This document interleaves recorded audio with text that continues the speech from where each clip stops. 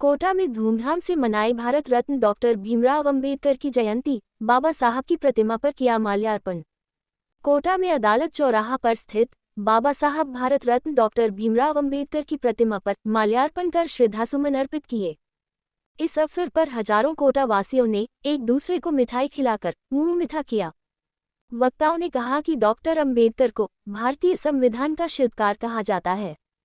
उन्होंने भारत के संविधान की रचना करते समय ये सुनिश्चित किया कि देश के प्रत्येक नागरिक को, चाहे वह किसी भी जाति, धर्म, भाषा या वर्ग से हो, समानता, न्याय और स्वतंत्रता का अधिकार प्राप्त हो। बाबा साहेब द्वारा लिखित संविधान आज भी हमारा सबसे मजबूत लोकतांत्रिक आधार है। उनका जीवन सिर्फ शिक्षा या संविधान तक सीमित नहीं था, वह एक सामाजिक क्रांतिकारी थे।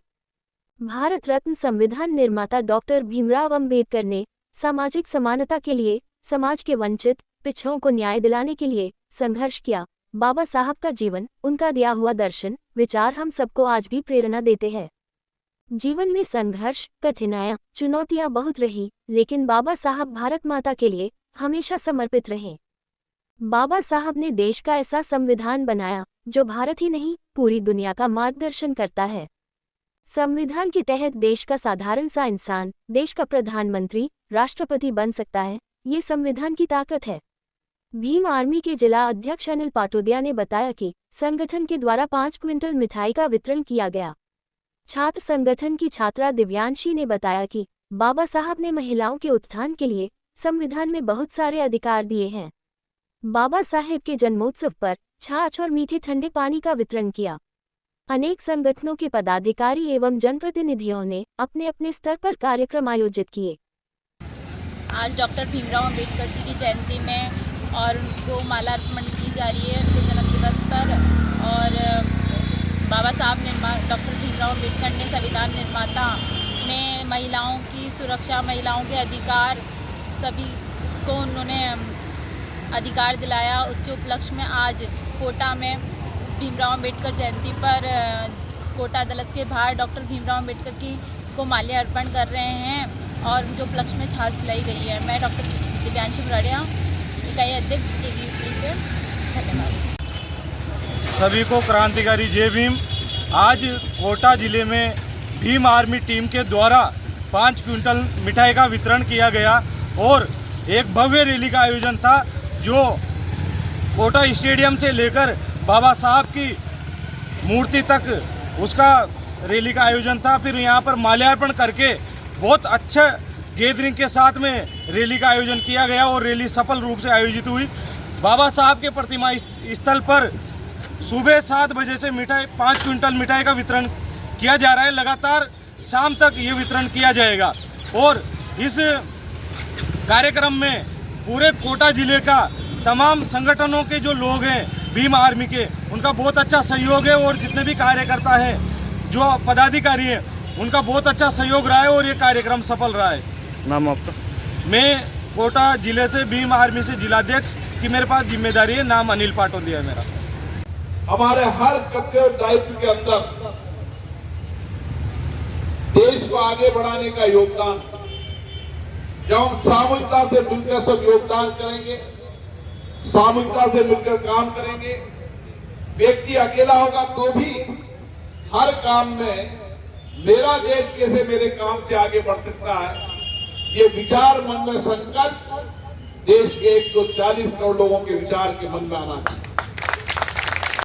32 डिग्रियां लेने के बाद 9 भाषाओं का ज्ञान होने के बावजूद भी जो व्यक्तित्व कहीं भी नौकरी करके अपना पेट पालन करना चाहते तो कर लेते, लेकिन उन्होंने समझा एक जगह नौकरी भी मिली, लेकिन आप सबको ज्ञात होगा कि वो सिस्टम था जो हमारी संस्कृति के खिलाफ था। हमारी संस्कृति में कहीं लिखा हुआ नहीं है कि व्यक्ति से व्यक्ति भेद करे, लेकिन जिस तरह की असमानता थी, जिस तरह की छुआछूत थी, उस समय नौकरी पाकर जो उन्होंने हालात देखा कि फाइल को 4th क्लास बंधु जो हुआ करते थे वो फेंक कर दिया करते थे, उस नौकरी को उन्होंने त्याग दिया। निश्चित तौर पर मेरे भाइयों, इस कलम को आधार मानकर जो उन्होंने बात कही कि ये कलम वो चीज है जिसको वो उन्होंने शेरनी का दूध बताया कि इसको जितना जो पिएगा उतना ही दहाड़ेगा। मैं कहूंगी कि अगर हमें भी हमारे जीवन में कुछ करना है तो पीछे हमें नहीं हटना है। कितनी भी यातनाएं हमारे साथ आ जाए, हम देख रहे हैं, मैं मान सकती हूँ कि बहुत सारी परेशानी आती है। इस प्रोग्राम में भी आज मैं देख रही थी, पहले देखती थी मैं, बहुत सारे नेता आते थे, आज कुछ नेता कम आए हैं।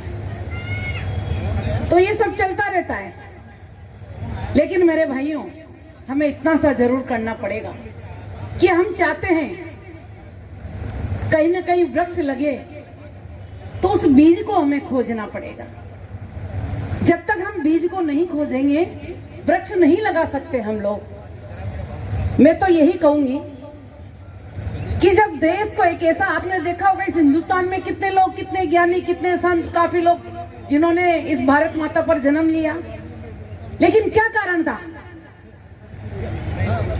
कि संविधान की जो प्रारूप कमेटी बनी उसका अध्यक्ष नहीं चुना गया।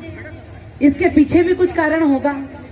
और जब इनको चुना गया तो आप देखिए, ये मात्र 2 वर्ष 11 माह की कुछ दिनों की का लिखित कोई इतिहास नहीं है। ये इतिहास वो इतिहास है, वो संविधान है जिसने आपको और हमारे जीवन को बदलकर अंधकार से निकालकर प्रकाश की ओर ले जाने में जो भूमिका निभाई, आज उसी की बदौलत है कि हम इस पंडाल के नीचे बैठे हैं और यहाँ बैठकर हम लोग कोटा के बीचों बीच इस प्रोग्राम को करने जा रहे हैं। वरना हमने देखा है किस तरह की परेशानी आती थी। मैं मान सकती हूँ कि आज भी मैं किसी सरकार की बात नहीं करूंगी, चाहे मैं किसी राजनीतिक दल की बात भी नहीं करूंगी, न कांग्रेस की बात कर रही, न बीजेपी की बात कर रही, क्योंकि एक सार्वजनिक मंच है, मैं तो कहूंगा एक सामाजिक मंच है। लेकिन इस मंच से हमें कुछ विचार करना चाहिए, हमें सोचना चाहिए कि आखिर में क्या कारण था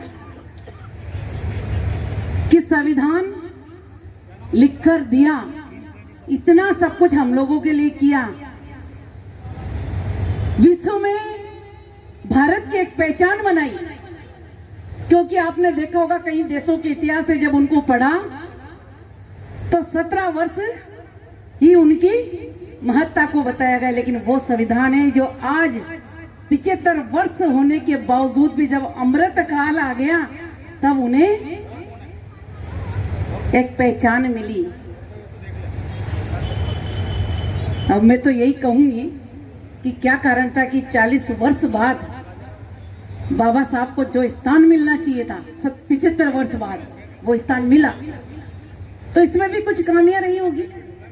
और भारत रत्न जो उस समय मिल जाना चाहिए था, वो भारत रत्न भी इतने वर्षों बाद मिलना, और कहीं ना कहीं सरकारों को डर है, आपका डर है, किसी का भी मानिए, लेकिन डर है।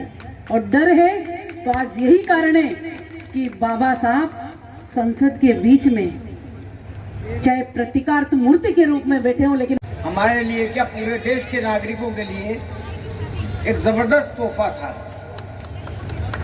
भारत में ऐसे व्यक्ति का जन्म लेना जिसने प्रदेश जो देश के हर व्यक्ति को बराबर का अधिकार देकर के बराबर का कर दिया, मैं ये समझता हूँ कि इससे बड़ा कोई काम नहीं हो सकता था। उस वक्त का देश जो कि विभिन्न वर्गों में बटा हुआ था, हर तरह की बुराइयां मौजूद थी, एक दूसरे को देखना पसंद नहीं करते थे, लेकिन उनके द्वारा लिखित संविधान में जो प्रोविजन दिए गए और देश के हर नागरिक को बराबर का अधिकार दिया गया, मैं समझता हूँ उससे बड़ा कोई काम नहीं हो सकता था। तो मैं लंबी बात न कहता हुआ आज उनको याद करता हुआ, और अंबेडकर समिति हमेशा प्रोग्राम करती है, बड़ा शानदार प्रोग्राम करती है, और मुझे निमंत्रण भी देते हैं, मैं हमेशा आता हूँ।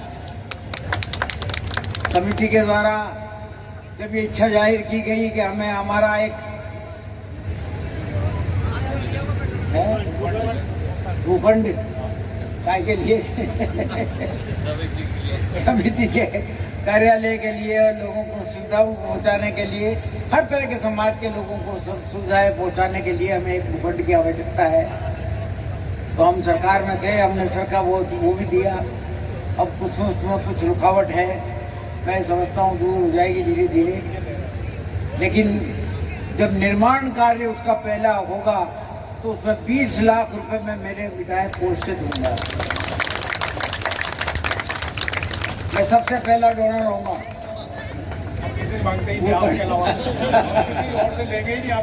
भूखंड भी दिया है तो पैसा भी देगा। और आशा करता हूं कि जिस प्रकार से समिति काम कर रही है, चाहे वो शिक्षा के क्षेत्र में हो, चाहे स्वास्थ्य के क्षेत्र में हो, चाहे किसी भी क्षेत्र में हो, और सब समाजों को लेकर के एकत्रित करके सबको साथ लेकर के जो है काम कर रही है, वो भगवान आपको शक्ति दे और इतनी शक्ति दे कि आप सबको जो है बराबर का अधिकार दिलवाने के लिए जो कुछ भी रोड़े वक्त पर आते हैं लोग बदलते हैं। मन से पसंद नहीं करते कई लोग, मान के चलना।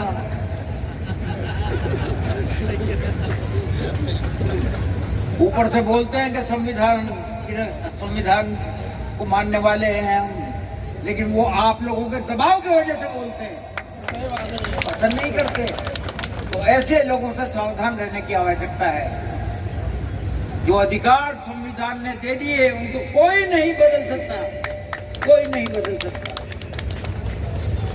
तो मैं आप सबको पुनः मुबारकबाद देता हूं और आशा करता हूं कि आप लोग इसी तरीके से सम्मिलित होकर के, संगठित होकर के समाज, सारे समाजों को इकट्ठा करके और उनके साथ भाईचारा बनाए रखेंगे और एकता का संदेश देते रहेंगे। जय हिंद, धन्यवाद।